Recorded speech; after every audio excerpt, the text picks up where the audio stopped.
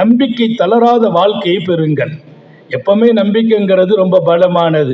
நாளுக்கு நாள் நமது நம்பிக்கை பலம் கூட வேண்டும். நம்ம இன்றைக்கு ராகத்தா வாழணும், ஆரோக்கியமா வாழணும், மகிழ்ச்சியா வாழணும். இன்னொரு செய்தி என்ன தெரியுமா?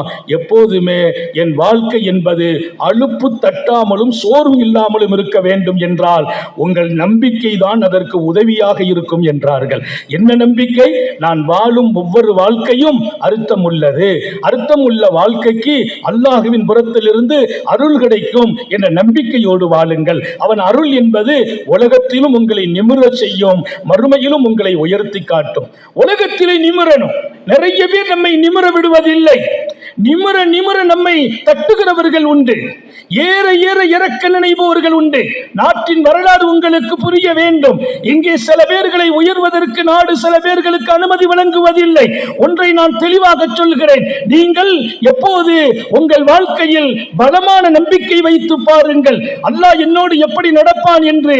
அந்த நம்பிக்கை உங்களை நிமிர வைக்கும் மாத்திரமல்ல, உலகத்திலும் மறுமையிலும் உங்களை நின்று தொழந்து அல்லாஹ் தௌஃபீக் செய்வான்.